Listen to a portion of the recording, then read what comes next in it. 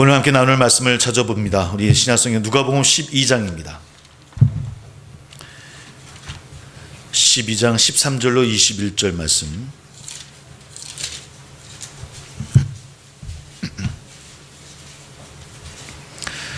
누가복음 12장 13절부터 21절 말씀. 우리 같이 함께 봉독합니다. 무리 중에 한 사람이 이르되 선생님 내 형을 명하여 유산을 나와 나누게 하소서 하니 이르시되 이 사람아 누가 나를 너의 재판장이나 물건 나누는 자로 세웠느냐 하시고 그들에게 이르시되 삼가 모든 탐심을 물리치라 사람의 생명이 그 소유에 넉넉한 데 있지 아니하니라 하시고 또 비유로 그들에게 말하여 이르시되 한 부자가 그 밭에 소출이 풍성하매 심중에 생각하여 이르되 내가 곡식 쌓아 둘 곳이 없으니 어찌할까 하고 또 이르되 내가 이렇게 하리라 내 곡간을 헐고 더 크게 짓고 내 모든 곡식과 물건을 거기 쌓아 두리라 또 내가 내 영혼에게 이르되 영혼아 여러 해 쓸 물건을 많이 쌓아 두었으니 평안히 쉬고 먹고 마시고 즐거워하자 하리라 하되 하나님은 이르시되 어리석은 자여 오늘 밤에 내 영혼을 도로 찾으리니 그러면 네 준비한 것이 누구의 것이 되겠느냐 하셨으니 자기를 위하여 재물을 쌓아두고 하나님께 대하여 부요하지 못한 자가 이와 같으니라. 아멘. 한 장 더 봅니다. 우리 골로새서 3장 1절입니다. 3장 1절부터 11절 말씀.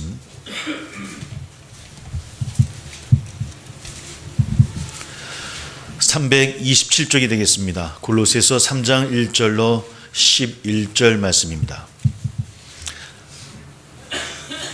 327쪽 함께 봉독합니다. 그러므로 너희가 그리스도와 함께 다시 살리심을 받았으면 위의 것을 찾으라. 거기는 그리스도께서 하나님 우편에 앉아 계시느니라. 위의 것을 생각하고 땅의 것을 생각하지 말라. 이는 너희가 죽었고 너희 생명이 그리스도와 함께 하나님 안에 감추어졌음이라. 우리 생명이신 그리스도께서 나타나실 그때에 너희도 그와 함께 영광 중에 나타나리라. 그러므로 땅에 있는 지체를 죽이라. 곧 음란과 부정과 사욕과 악한 정욕과 탐심이니 탐심은 우상 숭배니라. 이것들로 말미암아 하나님의 진노가 임하느니라. 너희도 전에 그 가운데 살 때에는 그 가운데서 행하였으나 이제는 너희가 이 모든 것을 벗어버리라. 곧 분함과 노여움과 악의와 비방과 너희 입에 부끄러운 말이라. 너희가 서로 거짓말을 하지 말라. 옛 사람과 그 행위를 벗어버리고 새 사람을 입었으니 이는 자기를 창조하신 이의 형상을 따라 지식에까지 새롭게 하심을 입은 자니라. 거기에는 헬라인이나 유대인이나 할레파나 무할레파나 야만인이나 수구디안인이나 종이나 자유인이 차별이 있을 수 없나니 오직 그리스도는 만유시여 만유 안에 계시니라. 아멘. 우리 옆에 계시면 인사 나누겠습니다. 우리 새해 건강하시라고 승리하시라고 서로 인사 나누겠습니다.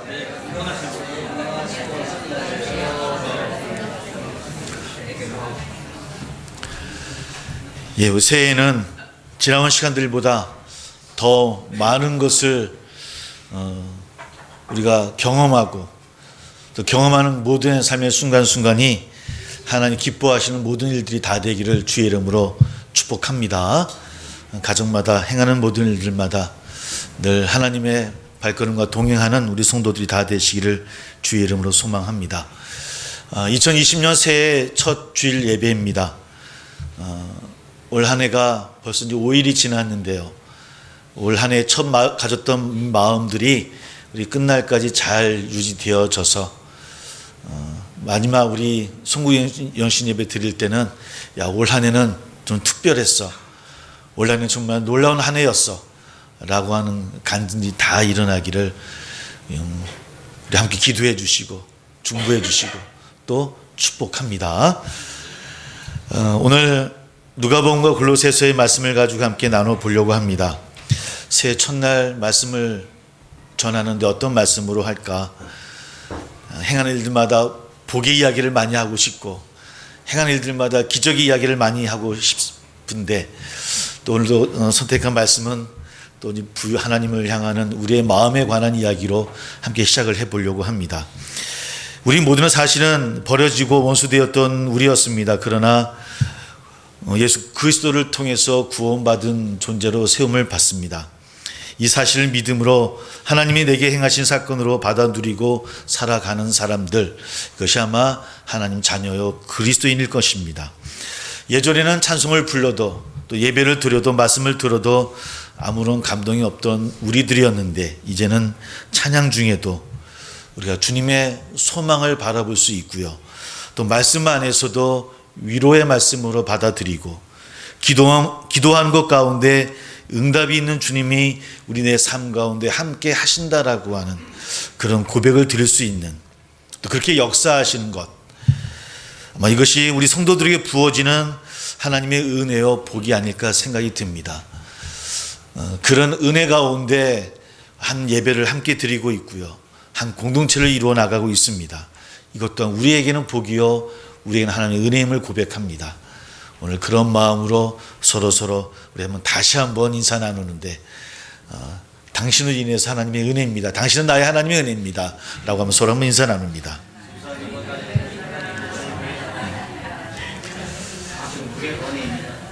예, 사랑하는 남편, 사랑하는 은혜, 한번 이런 인사 안 해보셨죠? 가정을 돌아가셔서 사랑하는 아내에게, 사랑하는 남편에게 당신 나의 하나님의 은혜입니다라고 고백하기를 소망합니다. 왜 아멘 안 했어요? 꼭 이렇게 물으면 아멘들을 안 하셔요. 예수를 믿는다고 하는 것은 예수님을 우리의 주와 그리스도로 믿는 것을 말합니다. 주와 그리스도, 즉 그분이 우리 인생의 주인이시고 내 인생의 구원자로 예수를 믿으며 살아가는 것, 그 하나님이 지금도 살아계시고 우리와 함께 하시고 우리의 삶과 죽음의 주인이시고 또 온 땅의 구원자이심을 고백하는 것, 예수 그리스도 안에서 우리에게 그것을 보여주셨고 또 확증해 주셨으면 우리는 믿고 나아갑니다. 이것을 우린 믿으며 나가는 사람들을 바로 그리스도인이라고 이야기합니다. 사실은 믿는다는 것과 또 신앙이라는 것과 그리스도인이라고 하는 것은 조금씩 차이가 있을 겁니다. 그리스도인이라고 하는 것은 달리 이야기하면 그리스도만을 바라보며 살아가는 사람을 뜻합니다. 즉 우리 모두가 그리스도인이라고 하는 그런 호칭을 많은 이들에게 듣고 있는데, 그리스도인이라고 하는 것은 오직 그리스도만을 바라보고 살아가는 사람, 다른 말로 표현하면 우리가 말하는 이 말이나 우리의 생각이나 사고나 우리가 좋아하는 것, 또 우리가 따라가야 되는 것들, 싫어하는 것들, 삶의 태도나 세상을 살아가는 방법이나 사람을 대하는 태도나 이런 모든 것들이 예수를 따름으로 변화되는 삶을 받아들이는 것, 이것이 그리스도인들이 살아가는 삶입니다. 즉 예수를 믿는 것, 그리스도인이 되었다라고 하는 것은 이전과는, 아니 세상의 방법과는 다른 방식으로 살아가는 사람들, 이것을 고백하고 다짐하는 것, 이것이 우리 그리스도인의 삶의 모습입니다. 우리 보통 그러지 않습니까? 죽을 만큼 고생을 하고 나서 보니까 밥 먹는 게 왜 이렇게 큰 축복인지, 아프고 나니까 걸을 수 있다라고 하는 것, 뛸 수 있다라고 하는 것, 또 누구를 만날 수 있다라고 하는 것이 얼마나 기쁨인지요. 그러니까 이런 것들은 어떤 어려움을 우리가 겪고 나게 되어지면 이것이 정말 좋은 거구나 라고 하는 걸 우리가 깨닫게 되지 않습니까? 늘 매일매일 더 좋은 걸 먹고 싶고 더 좋은 곳을 가고 싶고 더 좋은 것을 누리고 싶지만, 사실은 우리가 매일매일 살아가는 우리의 삶의 모습 하나하나가 물을 한 잔 마셔도 공기를 마시는 것 또한 이것이 우리에게 얼마나 큰 축복이고 얼마나 고마운 것인지, 또 어떤 때는 마주하는 그분이 얼마나 고마운 사람을 몰랐는데 어떤 어려움과 어떤 그런 과정을 거치고 나서야 정말 고마운 사람이구나, 정말 사랑해야 되는, 또 사랑받는 그런 분들이구나 라고 하는 것을 우리는 알게 되어지더라는 겁니다. 사실은 예전과 달라진 것이 없음에도 불구하고 똑같은 현상이고 똑같은 상황임에도 불구하고 바라보는 시선과 또 생각하는 사고들이 변하더라는 겁니다. 즉 그리스도인이라고 하는 것은 예전에 똑같은 삶이에요. 예수를 믿었다고 해서 갑자기 하루 아침에 모든 것이 바뀌어지는 것이 아니잖아요. 그럼에도 불구하고 똑같이 보았던 사람이 달리 보이고 똑같이 보았던 환경이 달리 보이고 똑같은 내 모습, 내 육신의 모습임에도 불구하고 달리 감사하는 마음을 가질 수 있다라고 하는 것, 이전과는 다른 것을 보게 되어지는 것, 여러분, 이것이 신앙이고 이것을 고백하는 사람들이 바로 그리스도인이라고 하는 겁니다. 무엇을 보는지, 무엇을 추구하는지, 어떤 것을 기도하며 사는지에 따라서 그 사람의 가치관이나 세계관이나 인생관이 좌우되어지는데, 그리스도인이라고 하는 것은 바로 그리스도를 바라보는 사람이고 그리스도가 갖고 있는 예수 그리스도의 그 가치관과 세계관과 인생관을 가지고 살아가는 사람이라고 하는 겁니다. 우리는 얼마만큼 그렇게 변화되어진 삶으로 살아가고 있습니까? 또 그렇게 살아왔을까요? 오늘 새해 첫날 첫 예배인데 지나간 시간이지만 2019년을 다시 한번 되돌아보면 우리는 얼마나 변화되어지는 삶을 살아왔을까? 누군가가 당신은 왜 삽니까? 라고 물어보면 여러분들은 어떻게 대답하십니까? 당신은 왜 사십니까? 무엇을 왜 사십니까? 라면 어떻게 여러분 대답하겠습니까? 우리 아이들한테 물어보면 그저 웃습니다. 대답을 안 하든지.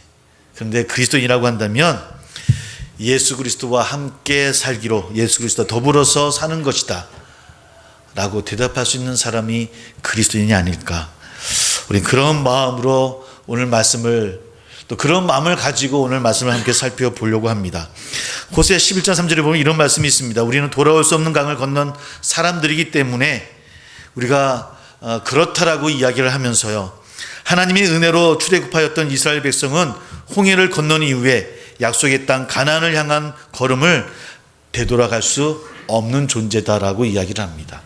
즉 그리스도인이라고 하는 것은 구원을 향해서, 가나안 땅을 향해서 나아가는 사람들이고요, 우리는 이미 홍해를 건넜습니다. 그 바다는 하나님의 은혜를 통해 건널 수 있는 강이에요. 바다예요. 하나님의 은혜가 아니면 건널 수 없는 그 바다를 우리는 건넌 사람들이라고 하는 겁니다. 그 구원의 길을 가는 사람들이라고 한다면 올 한 해 바로 그런 마음으로 내가 그리스도인이라는 다짐으로 한번 힘을 내고 나가는 그런 저나 우리 모두가 다 되기를 주의 이름으로 소망합니다. 그것은 다른 말로 이야기하면 이제는 내가 나의 주인이 아니고 이제는 내가 구원자가 되는 것이 아니라 주님이 나의 주인이시고 나의 구원자라고 하는 그런 고백일 겁니다. 나는 무능하고 나는 연약하고 절대로 내가 구원자가 될 수 없고 오직 예수 그리스도만이 나의 구원자가 될 수 있다라고 하는 것을 고백하는 사람, 바로 그런 강을 건넌 사람이 그리스도인인데, 근데 오늘 말씀을 읽어보면 그런 그리스도인에게도 늘 조심해야 될 것이 있다라고 이야기를 하고 있는 거예요. 그것 가운데 가장 대표적인 것을 무엇을 이야기하고 있냐면 바로 탐심입니다. 아니 왜 새해 첫날부터 탐심이라는 그런 주제를 갖고 왔을까? 부담스럽게. 그것을 우리 하나하나 한번 함께 풀어보려고 합니다. 바울은 이 탐심을 우상 숭배라고까지 골로새서에서 이야기를 하고 있습니다. 음란, 부정, 사욕, 욕망, 탐욕이 우리의 옛 자아를 지배하는 죄들인데 그 중에 근저에 있는 기저가 탐심이고 그 탐심이 가장 나쁜 것이고, 즉 그 탐심은 우상 숭배다. 모든 것이 그 탐심으로부터 시작되어진다라고 사도 바울은 이야기하고 있습니다. 그와 함께 누가복음 12장 예수를 만났던 형과 유산을 나누기를 원했던 사람의 이야기를 우리가 또 함께 성경 봉독을 나누었습니다. 누가복음 한번 펴신 분들은 그 말씀을 보면서 함께 이야기를 나눕니다. 본문의 내용만으로는 이 사람이 별스런 잘못을 한 것 같지는 않습니다. 그러니까 사실은 죄를 지었거나 잘못한 것은 아니에요. 부모님이 돌아가시기 이전에 재산 상속을 깨하는 그런 탕자 같은 그런 못된 아들도 아닙니다. 형의 재산까지 다 빼앗으려고 하는 욕심을 갖고 요구하는 그런 동생도 아니에요. 당연히 받아야 될 권리를 이야기를 하고 있습니다. 그런데 예수님께서는 형에게 유산을 나누게 해달라는 사람에게 내가 너의 재판관이나 분배하는 이가 아니다라고 딱 잘라서 말씀하신 다음에 도리어 그에게 탐심을 버리라라고 이야기를 하고 있습니다. 그런데 이 사람의 마음속에 갖고 있는 탐심이 대체 뭘까요? 우리가 성경 읽으면서 지금 이 동생이 어떤 탐심을 갖고 있는 것 같습니까? 성경 말씀 자체로는 이 동생이 어떤 탐심이 있다 없다라고 우리가 판단은 할 수 없습니다. 전혀 그런 이야기가 담겨져 있지 않고요. 자기에게 주어진 분깃을 당연히 요구하고 있고요. 그것을 탐심이라고 이야기하기는 조금 좀 과하다라고 우리는 생각해 볼 수 있겠죠. 어쩌면 유산 상속을 게을리하는 형이 더 이 동생보다는 잘못일 수도 있겠습니다. 게을리하다 보니 동생이 당연히 그 형에게 유산을 상속할 수 있도록 좀 해주십시오라고 예수님께 지금 요청을 하고 있습니다. 적어도 이 본문 안에서는 이 동생의 잘못을 우리가 찾아볼 수는 없다라고 하는 겁니다. 그럼에도 불구하고 왜 예수님께서 이 동생에게 타박하는 말투로 이렇게 말씀하고 있는 것일까요? 15절에 생명이 그런 것이 있지 않다라고 하시는 말투 속에서 오늘 주님이 꼭 야단치듯이 타박하듯이 말씀하고 있더라는 겁니다. 지금 중요한 것이 그것이 아니라는 거예요. 그게 중요한 것이 아니라는 겁니다. 더 중요한 것이 있으니까 너는 그것을 깨달아야 된다라고 말씀하고 있는 거예요. 오늘 우리를 향하고 있는 것 같아요. 오늘 올 한 해 우리가 갖고 있는 꿈이 있고 소망들이 있습니다. 그것이 어떤 것이 저는 정확히는 모르겠지만 혹여나 우리를 향해서 얘들아 이것보다 더 중요한 것이 있으니까 깨달아야 돼 라고 우리에게 이야기를 하고 있는 것 같아요. 꼭 체근하듯이 오늘 주님이 이 사람에게 이야기하고 있더라는 겁니다. 재물에 대한 관심을 버리라는 이 주님의 말씀, 그리고 21절 말미를 보면 자기를 위하여 재물을 쌓아두고 하나님께 대하여 부여하지 못한 자가 어리석은 자다라고 이야기를 합니다. 하나님께 대하여 가난한 사람이 되어져야 된다. 사실 이 말씀은 우리가 굉장히 부담스러운 말씀이죠. 대부분 이 말씀을 우리가 헌금에 관한 말씀으로 많이 설교들을 많이 하셨습니다. 그래서 이 말씀을 읽으면 보통 성도들은 야 오늘은 한 귀를 읽고 한 귀를 좀 흘려보내야 되겠다. 부담스러운 말씀이다 라고 생각해서 미리 차단하는 분들도 계실 줄 압니다. 하지만 본문은 가난하다라고 하는 것, 하나님 앞에 부여하지 못했다라고 하는 것, 반대말로 이야기하면 가난한 삶이죠. 하나님 앞에 가난한 삶인데 그 가난한 삶이 누구를 구제한다거나 사회사업을 해야 된다거나 하나님께 많이 바쳐야 된다거나 하는 그런 이야기들은 없어요. 들어있지 않아요. 다만 무엇을 조심하라고요? 탐심을 조심하라라고 오늘 주님은 그에게, 오늘 우리들에게 말씀하고 있더라는 겁니다. 달리 이야기하면 오늘 주님께서 그 사람을 향해서 이야기하는 중심은 어디에 있냐면 당신이, 우리가, 여러분들이 하나님께 대해서 어떤 사람인가를 묻고 있는 거예요. 우리들이 하나님에 대해서 어떤 존재로 서 있는가, 하나님에 대해서 어떤 모습으로 서 있는가, 하나님께 대하여는 어떤 사람인가라고 적나라하게 우리에게 묻고 계시더라는 겁니다. 그 물음에 오늘 우리가 함께 또 살펴봐야 할 단어가 탐심이라는 단어입니다. 본문의 말씀대로라면 버려야 할 탐심은 어리석은 행위가 오늘 예수님 풀으신 말씀으로 이야기하면 21절에 자기만 위하여 쌓아두는 것이에요. 즉 예수님을 설명하는 본문에서의 탐심은 뭐냐?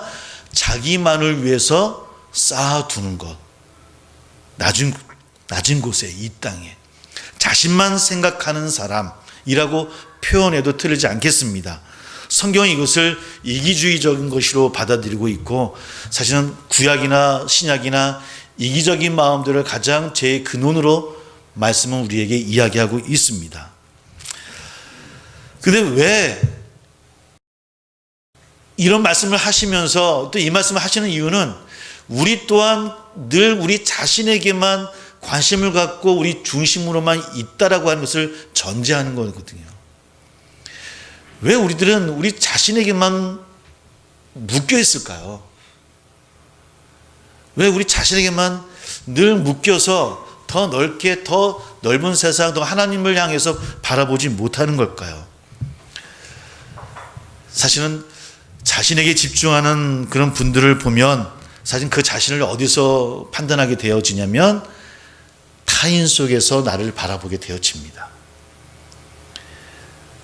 나 혼자 살고 굴 속에 살아가면서 나를 바라보기는 쉽지 않죠. 그러니까 나만 바라보고 내 중심이고 이기적인 마음을 갖는다라고 하는 것은 즉 다른 사람을 통해서 나를 바라본다는 것이고, 다른 말로 이야기하면 비교를 한다게 되어지는 겁니다. 그러니까 탐심은 어디서부터 오게 되어지냐? 비교함에서부터 시작되어집니다. 그래서 내가 더 많이 가져야 되고, 누구보다, 다른 이들보다 내가 더 올라가야 되고, 누구보다, 다른 이들보다 늘 다른 이에게서부터 나를 바라보게 되어지고, 그것이 사실은 더 다른 사람을 향하는 것이 아니라 나를 묻게 되는 경우가 참 많이 있더라는 겁니다. 이것이 저나 우리들의 본능의 모습이기도 하고요. 그래서 그 어떤 사람보다 더 많이 가지게 되어지면 우쭐하게 되어지기도 하고, 그 누구보다 더 높이 올라가면 어깨에 힘이 들어가기도 하고, 그러다 보니 누구보다 덜 못 가지면 우울하고, 다른 이보다 내가 더 높이 올라가지 못하면 슬퍼지게 되어지고, 늘 우리 인간이라고 하는 우리들의 모습은 늘 그렇게 우리 자신 안에 갇혀 있더라는 거예요. 더 가져도 우울한 분도 계시고, 세상은 이런 가치를 계속해서 우리에게 보여주지 않습니까? 늘 경쟁하게 되어지고, 더 많이 가질 것을 요구하고 있고, 더 많이 누리는 자리에 서야 된다라고 세상은 늘 우리에게 이야기를 하고 있어요. 나와 다른 사람의 차이를, 격차를 더 많이 둬야 되는 것이 바로 행복으로 가는 지름길인 양 우리에게 늘 요구하고 있고, 우리는 그 길을 향해서 나가고 있고, 이런 방식으로 우리는 늘 행복을 찾으려고 하고 있더라는 겁니다. 오늘 주님께서는 오늘 그 동생, 유산 상속을 빨리 해달라고 이야기하는 그 동생을 통해서 이 모습을 보고 계시지 않았을까요? 정말 중요한 것이 무엇인지, 그 동생뿐만 아니라 2000년 지난 오늘을 살아가는 우리에게도 그런 말씀을 하고 있는 것 같아요. 아니, 올 한 해 첫 출발하고 있는 우리들에게 대체 우리는 하나님 앞에서 어떤 모습으로 서 있는지, 사실 우리가 갖고 있는 꿈이나 소망이나 그 모든 것들 또한 어쩜 그렇게 비교하는 것 상황 속에서 그것을 채워줘야만 된다라고 요구하는 우리들의 모습은 아닌지, 예수여, 선생님이여, 빨리 저 유산을 상속할 수 있도록 도와주세요라고 요구했던 이 동생의 마음이 우리가 똑같지 않습니까? 하나님, 올 한 해 시작되어지는데 빨리 이런 거 이루어 주셔야 되는 거 아닙니까? 이거 잘 되게 해주셔야 되는 거 아닙니까? 이거 이루어야 되지 않겠습니까? 라고 요구하는 모습이나 다르지 않더라는 겁니다. 그런데 사랑하는 성도 여러분, 처음 제가 그리스도인에 대해서 잠깐 얘기했듯이 우리는 그리스도인입니다. 우리는 하나님의 자녀입니다. 원래 세상이 그런 곳이다 보니 우리는 그렇게 비교할 수밖에 없겠죠. 또 그렇게 서야만 행복할 것이라고 생각하고 나아갑니다. 이렇게 이야기하는 저도 올 한 해 처음 기도하면서 하나님 채워달라고 무작위 요구했던 것 같아요. 왜? 세상은 그런 곳이니까. 탐심을 버리라는 말이 우리와는 상관없는 말처럼 들려지겠지만, 그럼 우리는 그리스도인이기 때문에 여러분, 이 말씀이 우리 귀에, 우리 마음에 들려져야 됨을 믿습니다. 탐심을 버려라. 그것이 그리스도인들이 걸어가야 될 길인데, 그렇다고 한다면 어떻게 하면 올 한 해 우리가 이런 탐심을 버리며 벗어난 삶을 올 한 해를 살아갈 수 있을까요? 다시 한번 누가복음 12장 21절 말씀을 다시 한번 돌아가 봅니다. 다시 한번 21절 말씀을 함께 읽어볼게요. 같이 시작.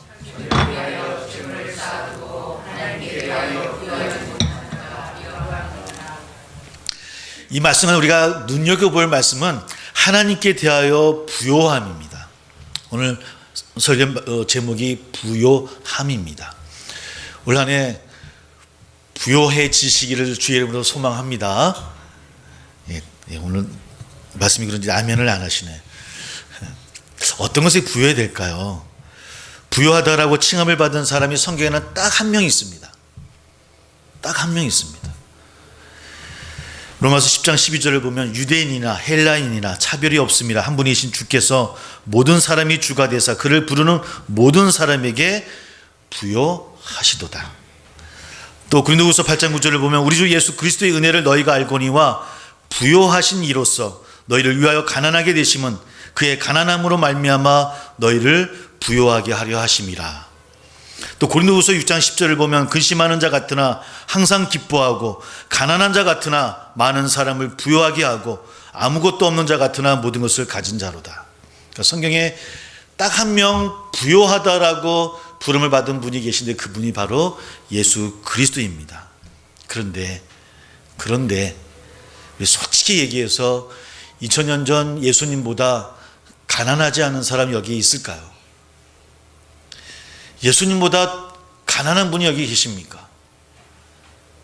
정말 그럴까요? 그분은 2000년 이 땅에 오셔서 참 가난하게 사셨던 분입니다.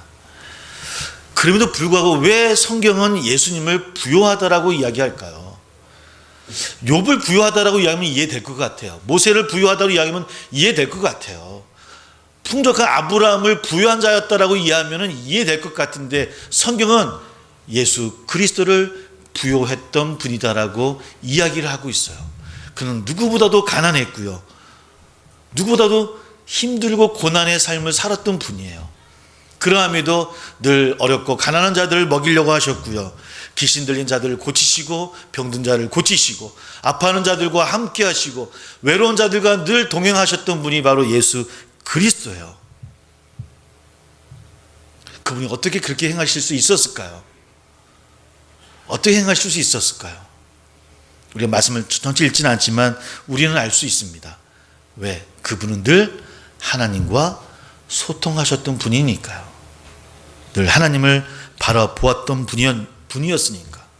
하나님만을 가지셨으며 하나님에게만 계셨던 분이 예수 그리스도셨고 그분은 이 땅에서 가난하셨고 고난의 길을 걸어가셨지만 그러나 그는 부요하셨어요. 하나님께 대하여 부요한이라는 이 본문의 헬라어가 이런 단어입니다. 에스테온 플루톤이라는 단어인데 우리말로 바꿔 이야기하면 하나님을 향해서 부요한이라는 의미를 갖고 있습니다. 하나님을 향해서 부요한. 또 다른 어떤 성경에는 하나님 보시기에는 부요한 이렇게 해석되어질 수 있어요. 그러니까 하나님을 향해서 부요했다, 하나님 보시기에 부요했다 이렇게 우리가 표현해도 틀리지 않는 그런 단어입니다. 함께 있는 사람들을 우리가 극복하고 경쟁해야 될 차이로만 보는 세상과는 다르게 하나님 안에 거하고 하나님만 바라보는 사람들은 서로 사랑하고 안아줘야 되는 관계로 보는 것이 바로 그리스도인들이에요. 그것이 바로 탐심을 버리는 삶이에요. 탐심이라고 하는 것은 그 어떤 곳에 늘 경쟁하게 되어져 있어요. 늘 세상의 것을 가지려고 누리려고 행하는 것이 탐심이에요. 하나님께는 부여하지 못하고 세상으로만 부여하려는 마음이에요. 그러나 탐심을 버린다라고 하는 것은 우리가 하나님을 향해서 부요한 삶을 살아가는 거예요. 또 하나님 보시기에도 이 땅의 삶이 부요한 삶을 살아가는 겁니다. 혹 차이가 있다 하더라도 충분히 극복할 수 있는 힘이 우리 가운데 있을 것이고요. 세상의 어떤 것 가운데서도 자유로울 수 있는 것. 아니 목사님 그런 마음을 살아가는 건 너무 도덕적이 아닙니까? 나도 그 이야기는 압니다. 할 수 있습니다라고 누가 얘기할지 모르겠지만 그러나 사랑하는 성도 여러분, 성경은 그래야 된다라고 이야기하는 거예요. 혹여나 우리가 더 풍족하거나 더 부유하지 못한다 할지라도 하나님 보시기에 하나님을 향해서 부요한 삶을 살아가야 되는 삶. 여러분 2020년이 이러한 삶을 살아가는 여러분 되시기를 소망합니다. 전 세상의 사람들을 향해서 아주 바보 같다라고 혹 손가락질 한다 할지라도 여러분 하나님에 대해서는 부요해야 됩니다. 왜 저렇게 맨날 손해볼까라고 혹 누군가 이야기한다 할지라도 그러나 그것이 하나님 안에 살아가는 삶이어야 된다고 한다면 그 손해도 감수할 수 있는 삶이 그리스도인의 삶이에요. 탐심은 하나님 없이 세상을 바라보는 시선입니다. 하나님의 자리를 빼앗고 내몰아 넣어서 우리 모두를 파괴하는 것이 뭐냐? 탐심이에요. 그래서 사도 바울이 그 탐심이 우상 숭배라고까지 이야기하는 거예요. 그것이 모든 죄를 일으키는 원인이라고 이야기하고 있더라는 겁니다. 오늘 우리는 어떤 마음으로 한 해를 시작해야 되겠습니까? 어떤 마음으로 하나님을 향해 나가야 되겠습니까? 여러분, 탐심을 버리고 하나님께 부요한 저나 우리 되기를 주의 이름으로 소망합니다. 그렇게 하나님께 부요한 사람들은 불가능을 보는 사람들이 아닙니다. 왜? 모든 걸 이루시는 하나님을 바라보는 자들이기에 가능을 이루시는 하나님을 바라보는 자들이 그리스도인들입니다. 우리는 이렇게 세상을 살아가야 됩니다. 보는 눈이 다른 사람들, 세상을 바라보는 시선이 다른 사람들, 그래서 좀 독특하다, 이상하다라고 이야기한다 할지라도 괜찮습니다. 왜? 하나님이 기뻐하는 삶이니까요. 하나님이 기뻐하는 삶을 올 한 해 살아야 되지 않겠습니까? 이것이 우리의 목표가 되어야 되지 않겠습니까? 새 사람을 입었으니 이는 자기를 창조하신 이의 형상을 따라 지식에까지 새롭게 하심을 입은 자다. 누가? 우리가, 그리스도인들이. 우리는 새 사람을 입은 사람이고 이의 형상을 따라서 지식에까지, 우리의 모든 것까지, 우리가 알고 있고 내가 안다라는 것까지 하나님 안에서 변화되어지고 하나님을 바라볼 수 있는 자가 될 수 있어야 된다고 하는 겁니다. 세상은 그렇게 하는 것이 정도라 할지라도 하나님 말씀에 어긋난다라고 한다면 아니다라고 이야기할 수 있고요. 자신 있게 용기 있게 나가는 사람, 이런 그런 새 사람으로 예수의 옷을 입고 올 한 해 힘차게 나가 승리하는 우리 성도들 다 되시기를 주의 이름으로 소망합니다. 그래서 불가능이 가능으로 이루어질 수 있는 일도 우리 가운데 이루어지고 세상이 감당하지 못하는 하나님의 넘치는 복을 받는 우리 성도들이 다 되시기를 주의 이름으로 축복합니다. 기도하겠습니다.